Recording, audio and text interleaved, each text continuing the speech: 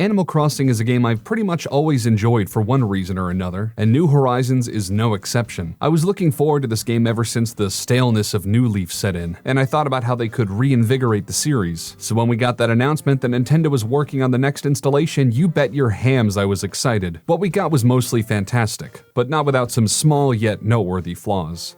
But first, a brief word from my sponsor. Introducing a revolution in gaming. FootMouse, the first science-based gaming mouse made for feet. I've been using FootMouse since 2017, but not on land. There's a lot of controversy as to whether or not FootMouse should be termed illegal. It's just such a huge advantage, but it's still all about skill. FootMouse just raises the skill gap. It's a whole different level of play. FootMouse, get your foot.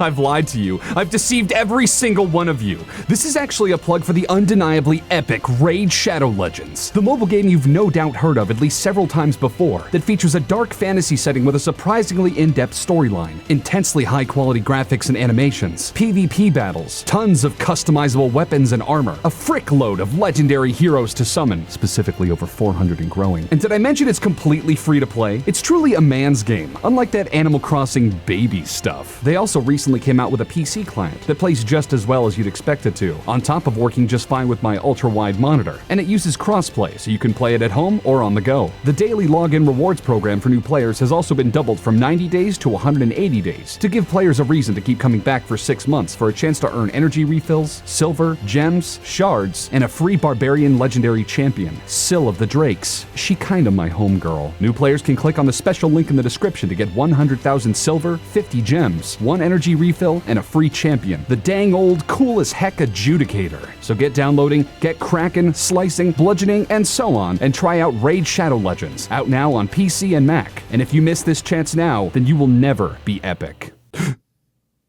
Did I just black out or something?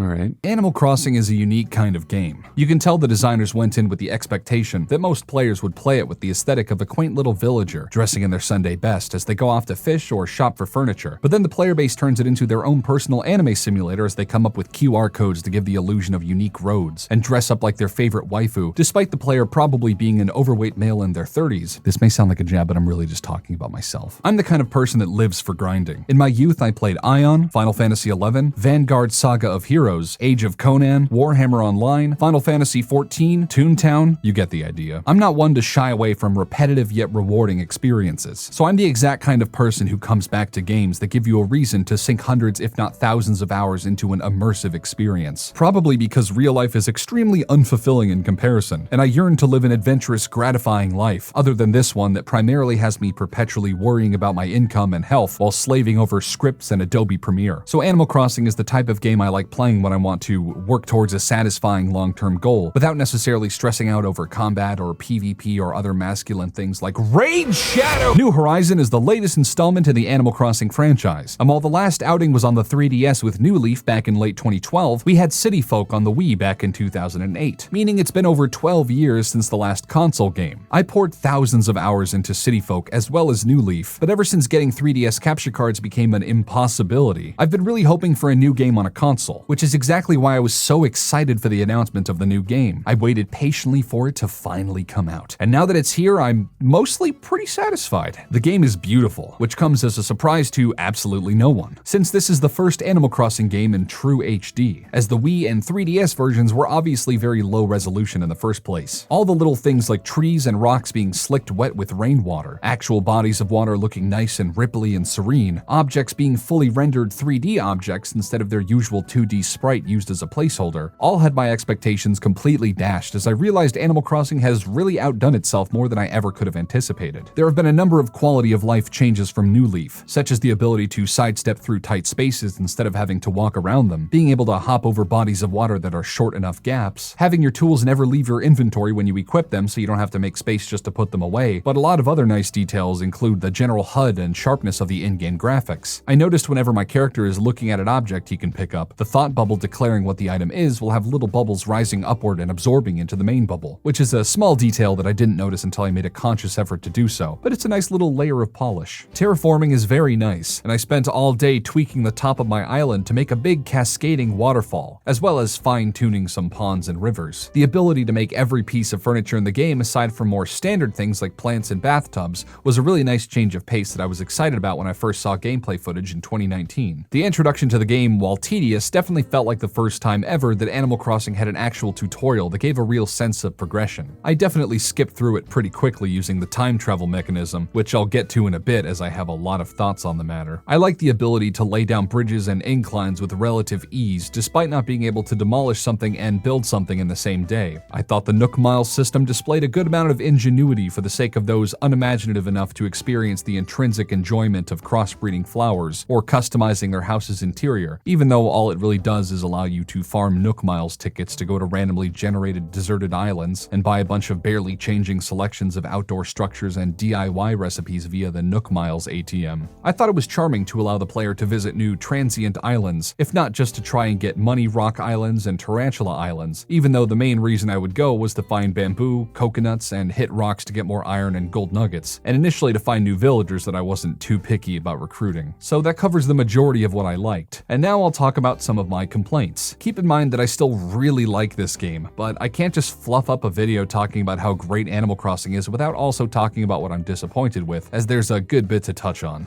My number one complaint is that most, if not all, of the furniture that I grew up collecting in previous games going all the way back to the original GameCube game are completely missing. The modern collection is absent, the lovely collection, which still kind of exists in the game as the multicolored collection, is effectively gone. The Ranch collection, the Green collection, Blue, Cabin, Cabana, Regal, Alpine, Astro, Balloon, Card, Classic, Exotic, Golden, Gorgeous, Gracie, Ice, Kitty, Mermaid, Minimalist, Mushroom, Polka Dot, Princess, Robo, Sleek, Sweets, and most importantly, the endgame Rococo series are all gone. You can still find similar furniture sets in the game, but it's just not the same. They likely did this because the focus of the game is now about crafting the furniture yourself and coming up with the necessary ingredients in order to do so. But that just means that most people's houses I've been to, as beautiful and imaginative as they are all effectively similarly composed of wood and bamboo or some oriental theme. I should clarify that this isn't a hard downside, as I still think collecting DIY recipes is one of the most exciting parts of the game that I end up looking forward to. But man, the modern set has always been a mainstay in my interior design that, and I say this without exaggeration, I felt completely shocked when I realized people data mined the information from the game and found no trace of any of the original furniture sets. I'm gonna be optimistic and assume that Nintendo will be adding these back into the game later in the form of DLC, as a number of people have already begun speculating that the now missing paintings section of the museum is being hinted at making a return as a post-game download. And right as I was working on this script and I was going to mention that Brewster's absence from the game was a bit of a disappointment before people started apparently reporting that NPCs would occasionally bring it up as a teaser, leading everyone to believe that Nintendo might add him in at a later date. I'm really excited by this prospect, as I always enjoyed working as his caffeine mule in previous games. And while it would have been nice to have all of this in the base game at launch, it's not entirely negative. If Monster Hunter World Iceborne had all of the content in the game at launch, I would just beat it completely and put it down indefinitely to play newer games. But whenever they add new content, it convinces me and the boys to keep coming back to see what all the fuss is about. I can definitely say that my interest in the game will wane very quickly if we don't continue to get support for new content in the future, so hopefully Nintendo will nurture the game, as failing to do so would be massively squandering the potential of one of their single most profitable games in recent memory. While I absolutely adore the terraforming and the freedom with which the player can tweak their island, I wish Nintendo pushed it just a bit further. I was having an amazing time making my island a huge bustling park with plenty of bridges and inclines before Tom Nook told me I can only have 16 total structures, specifically 8 bridges and 8 inclines. I was trying to build my island so that I would never have a reason to hold onto the ladder or the vaulting pole, since I find I'd rather just walk up and over key areas, and I find digging through my tools for the purpose of transportation tedious in a very specific way. I'm fine grabbing my shovel and digging up tree stumps. I'm fine taking out my bug net and fishing rod to catch wildlife. I just really wanted to go back to New Leaf in regards to being able to solely use structures to get around. I can't imagine they limited the amount of buildable inclines and bridges for their own sake, and I wouldn't be surprised if there was a perfectly logical reason for this constraint, but I wish Nook would have told me in advance that I would only be able to make 8 of each, so I could have mapped out my layout more tactically without wasting about 600,000 bells. That would have been really nice. I also get easily confused with the limitations on making cliffs and water. For whatever reason, this beautiful oasis I've been wanting to make is marred by the slight detail of this lone chunk of land on the corner that the game won't let me get rid of, so that's mildly annoying. I've also been trying to get all the gold tool recipes, and so far I've only managed to secure the golden watering can, which I achieved by placing an overabundance of clotheslines and other easily craftable furniture all over my island in an even spread, which then guarantees my island would be absolutely disgusting, but I'd get my island to a 5-star ranking. But since then I've cleaned it up after getting the gold watering can, and I'll worry about making the aesthetic changes at a later date.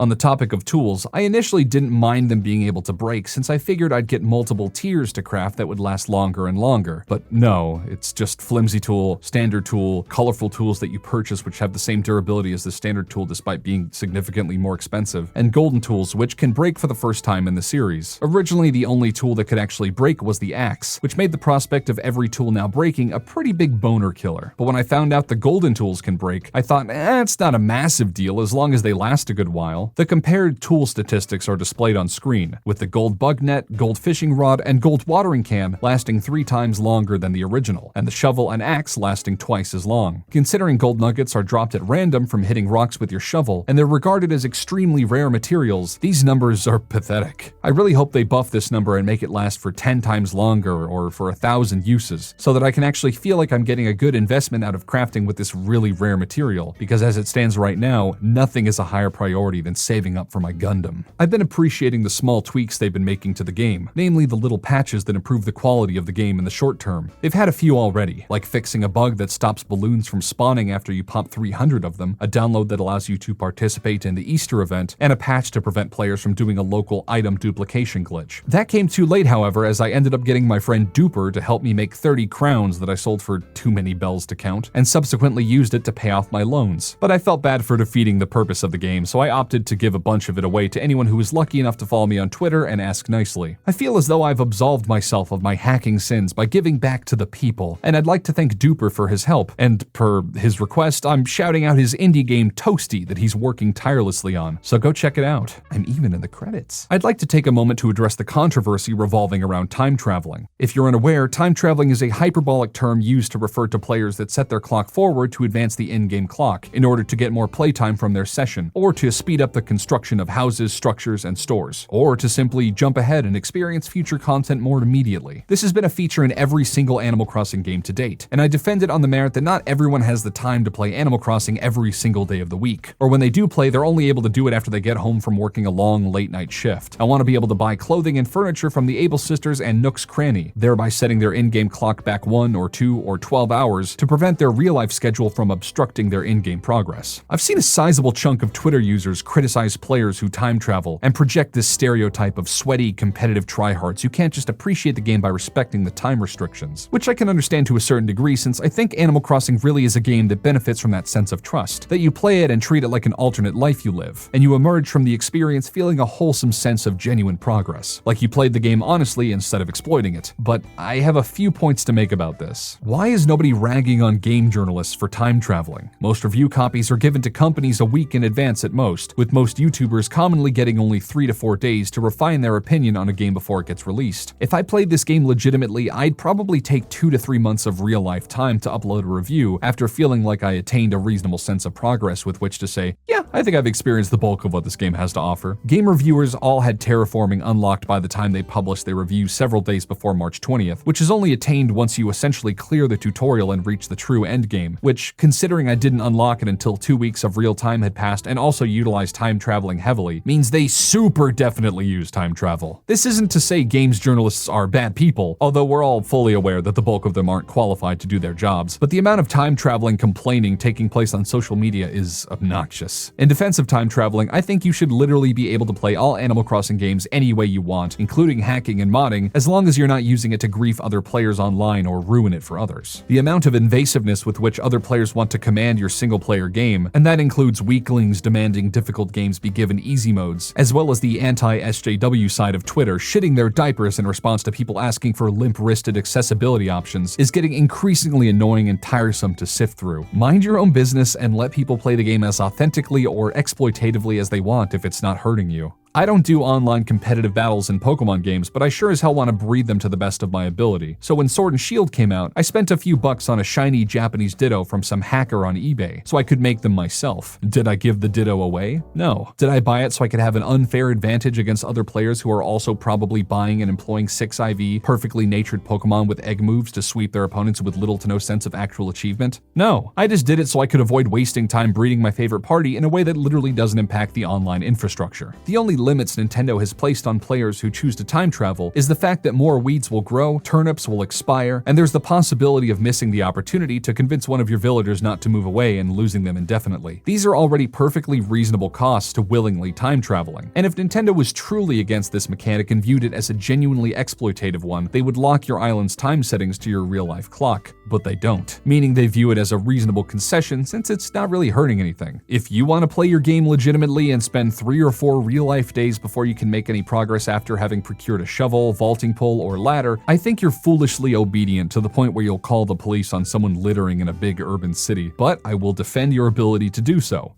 That said, if I don't want to wait 12 to 24 hours before a bridge gets completed, or I just missed the Able Sisters before they closed and I want to go back and check their inventory, I don't really understand how it affects anyone else's game. Also, I thought it was hilarious to see everyone complaining about the Bunny Day event ruining the game for players who were trying to gather a bunch of rocks and iron ores with which Tom Nook could make houses, and instead were just getting a bunch of rock eggs. Because when I originally time traveled forward before the Bunny Day event was downloaded onto my Switch, I literally didn't encounter him a single time. So I guess you can consider that a win for people who didn't play by the rules. I'd also like to tack on to this point the amount of whining and infighting I've been seeing in the Animal Crossing community at large. I don't care if you think all villagers are created equal and that it's mean or toxic to try and bully and harass them so you can customize your island to your specifications. You know what would have been nice? If Nintendo would have just given Isabelle the option to manually relocate villagers from your island and never come back unless otherwise specified. Then people wouldn't feel the need to be so tenacious and trying to get rid of them. I get that we're supposed to have this illusion of the animals being real people with their own aspirations and goals, but when your entire personality consists of spewing tutorials at the player, talking about how much you work out or how much of a diva you are, asking the player if they want to buy random clothes and furniture from them, and moving back and forth between different islands, I don't really give a shit if I'm throwing them out on the streets because as far as I'm concerned, they're just adorable props that I need to bribe repeatedly before I raise their affection levels high enough to get their framed picture. This is also hilariously capitalistically undermined by the fact that you can just buy ridiculously overpriced Animal Crossing Amiibo cards to just summon them into your village, thereby being selective about your town's roster in the first place. I really wanted to get Marshall in my town and looked online to see how much it would cost, and wouldn't you know it, he costs $100 for a single piece of paper. Luckily, my friend Dominic pointed out that you can buy these programmable stickers that give Amiibo cards their functionality, and if you have an Android phone, you can program them to be whatever villager you want, and the game will register them as genuine Amiibo data. So I'm just doing that instead. Little pro tip for those of you who are very interested in the Animal Crossing endgame and can't fork over $1,000 to get your favorite villagers. My friend Popolopoulos was also nice enough to send me a few extra Amiibo cards in the mail so I could get Marshall legitimately, so thanks to her for her help. She also posts some really cute art on her Twitter if you wanted to vicariously pay her back by throwing her a follow. Her house is also really nicely decorated and she and I regularly send each other furniture to help complete our catalog for whatever parts we're still missing, especially since she's always looking for Oriental themed goods, but I digress. A lot of people have already pointed out the user interface being lacking and I agree wholeheartedly. It's pretty obtrusive to want to craft the max amount of customization parts, that being 50, but when you try to buy it, you're told that buying in bulk is simply 5 of them, meaning you have to repeat this process 10 times every time you want to fill your inventory with them. Trying to fly is pretty obnoxious as you have to go through a number of menus every time you want to connect online and invite friends to your island or head over to theirs, primarily because you have to insert about 5 commands before the game will let you go anywhere. Hey, I'd like to visit my friend online. Yes, I'd like to visit my friend online. Still interested in playing online? Yes, you have to connect to the internet. You don't need to tell me this part. Yes, this is my friend's town.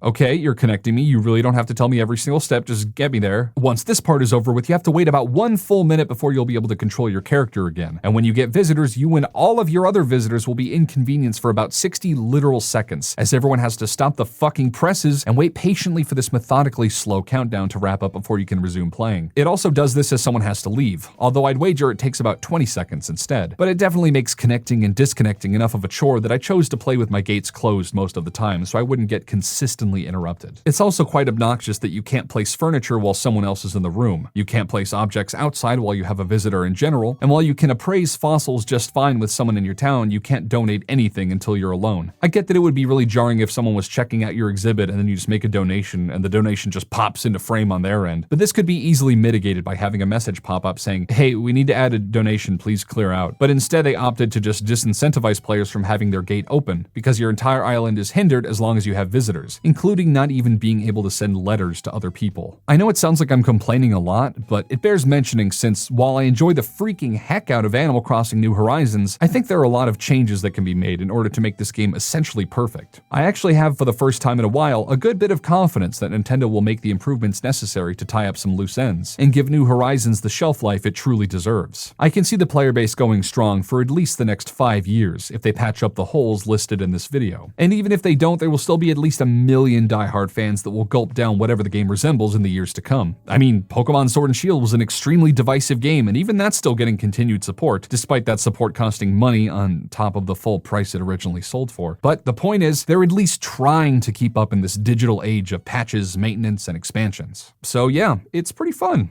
Go play it. And make sure to add me on Switch, since I'm curious if I can hit the decidedly low 300 friend limit compared to the Xbox One allowing 1,000 friends and the PS4 allowing for 2,000. Maybe one day I'll have my gate open and everyone can flood in and crash my game. Only time will tell. Just don't take my fucking roses, I'm trying to get gold over here.